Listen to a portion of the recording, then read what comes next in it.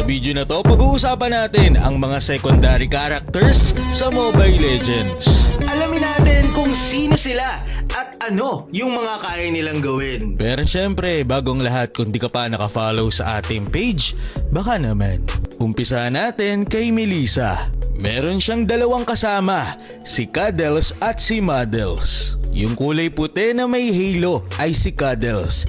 Ito ay ang spirito ng kanyang nanay. At syempre, yung nasa bulsa niya ay si Muddles. Ang skill ni Cuddles ay ang ultimate. Ito yung nagbibigay ng shield kay Melissa. O diba, parang nanay talaga. Pinoprotektahan ang anak niya. Si Muddles naman ay yung doll na binabato niya, na kapag inatake niya yung kalaban, lahat ng nakalink kay Muddles ay aatakihin din ni Muddles. Sunod naman natin ay si Pharsa. Ang kanyang kasama ay si Very. Ito ang nagsisilbing mata ni Pharsa dahil siya ay isang bulag. Ito din ang kanyang asawa. So alam naman natin na kapag umatake tayo, susugod yung ibon ni Pharsa na si Very.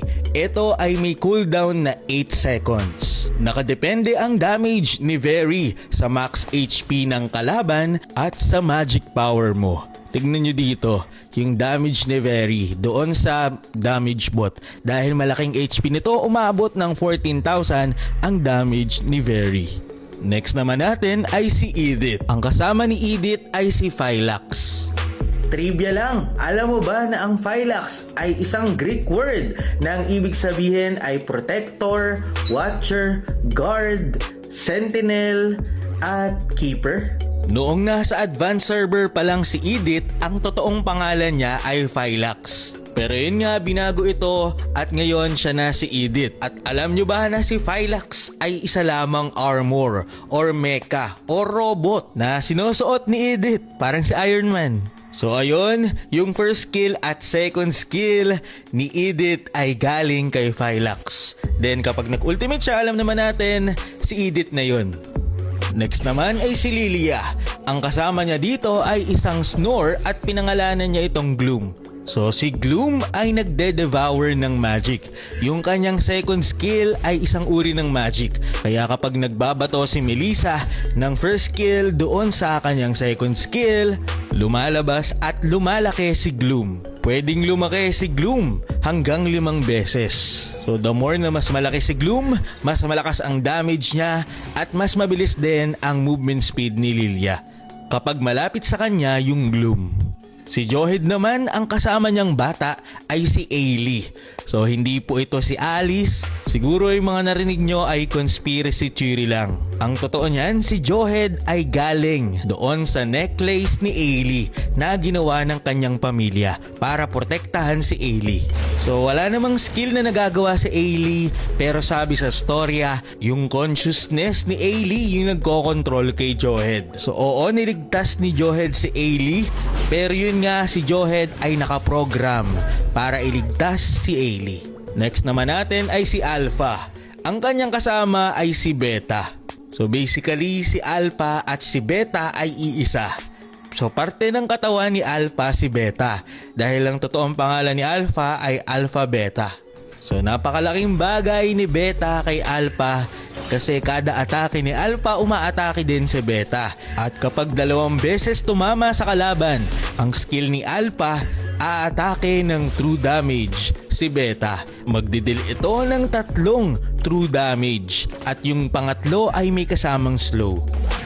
Sunod naman natin ay si Florine. Ang kanyang kasama ay si Ju. So kung iisipin, sila ay parang magkapatid dahil iisa lang ang lumikha sa kanila. Walang iba kundi si Beleric. So si Florine at si Du ay galing sa seed ng flower na ginawa ni Beleric. So ang maximum stacks ni Du ay 1,000 at kapag naabot mo ito, madadagdagan ang attributes ni Du. So ito ang itsura ni Du kapag hindi pa siya full stacks. Ito naman ang itsura niya kapag full stacks na siya. Mas mahaba na yung buntot sa katenga. Next naman natin ay si Akai. Ang kasama niya dito ay ang The Frog Immortal. Ang palakang ito ay ang master ni Akai. Pero sa mga nangyaring revamp kay Akai, nagtataka ako kung bakit. Wala na sa skills ni Akai yung palaka. dati yung passive ni Akai yung marka nung palaka, pero ngayon ay hindi na. Wala na yung marka nung palaka. Sa palagay nyo, ano kayo nangyari sa palakang yun? Next naman natin ay si Chang'e. So, yun talaga yung basa dyan sa Pikings kapag binibigkas yung pangalan niya, Chang'e. So, ang kasama niya dito ay si Jade or ang Moon Rabbit. So, syempre malaking tulong yung kanyang Moon Rabbit dahil ito yung second skill. Ayan, kung makikita nyo naman sa skin na to kapag nag-second skill si Chang'e, kita nyo naman yung mga rabbit nagkakaroon ng pakpak at umiikot-ikot sa kanya. Ang weird, diba? Next naman ay si Leomord. Ang kanyang kasama ay si Barbiel. Sabi ko na Barbiel. So si Barbiel ay matagal ng alaga ni Leomord. So siya ay companion, kaibigan ni Leomord. Simula bata pa si Barbiel.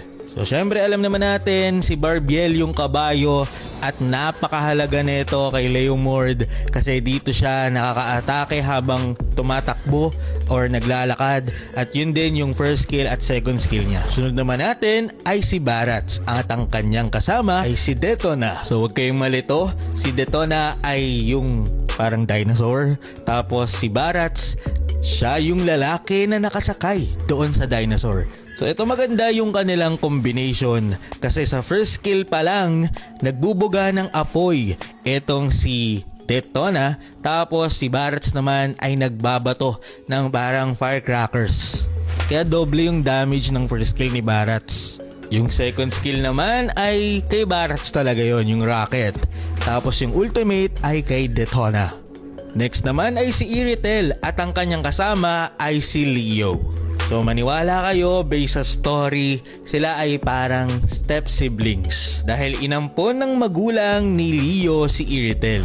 So alam naman natin yung second skill ni Iritel, si Leo yun. Tapos si Leo din ang dahilan kung bakit nakakalakad si Iritel habang siya ay umaatake. Sunod naman natin ay si Popol and Koopa. Ito alam niyo na, syempre si Koopa yung aso. So sila po ay mag-best friend. So si Popol and Koopa hindi nila kayang mabuhay ng hindi magkasama. Alam niyo naman, kapag si Popol ay walang aso, medyo useless siya. Bigyan ko na lang kayo ng trivia dito kay Popol and Koopa. Alam niyo ba na nakakapag second skill pa rin kayo kahit kayo ay na crowd control? Tignan niyo, nahook ako pero napindot ko pa rin ang aking second skill. So, ganun din kahit naka-ultimate ka, ayan, mapipindot mo pa rin ang iyong second skill kahit na-stun ka or na-crowd control ka. Pero kapag nakagat ka, wala, hindi mo ito mapipindot. Next naman, kay Selena. Actually, itong mga kasama niya ay Abyssal Demon. And then sunod natin ay si Zask. Siyempre, yung kanyang mga kasama ay ang Nightmeric Spawn.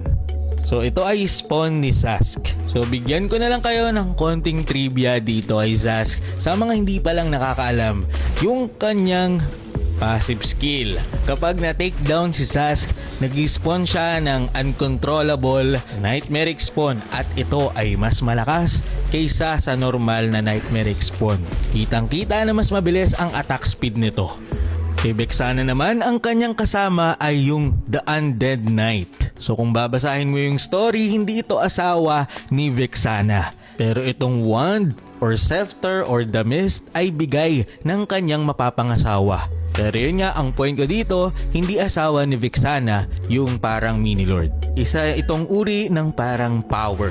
Ganun. So alam naman natin ang nagagawa ng Lord ni Vexana, nakaka-knock up, tapos yun, nagdi-deal din ng passive.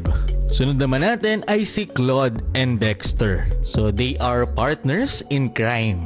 So magkaibigan sila. So napakalaking bagay ni Dexter kay Claude kasi bawat basic attack ni Claude, nagbe-basic attack din si Dexter. Yung second skill at ultimate, syempre si Dexter din yun. Next naman natin ay si Nana and Molina. Sa storya, isang malakas na leonin si Nana pero hindi niya makontrol. Kaya naman si Molina, yung kanyang kaibigan, tinutulungan siya para makontrol ito. Ang problema lang, namatay si Molina. So, yung binabato ni Nana at yung skill niya, yung second skill at ultimate, galing ito sa kanyang patay na kaibigan na si Molina. Isama mo na rin yung passive skill. Molina's gift yun eh.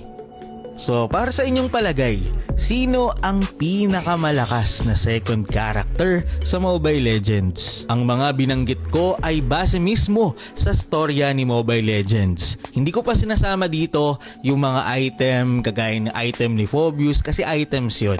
Mga secondary character pa lang to.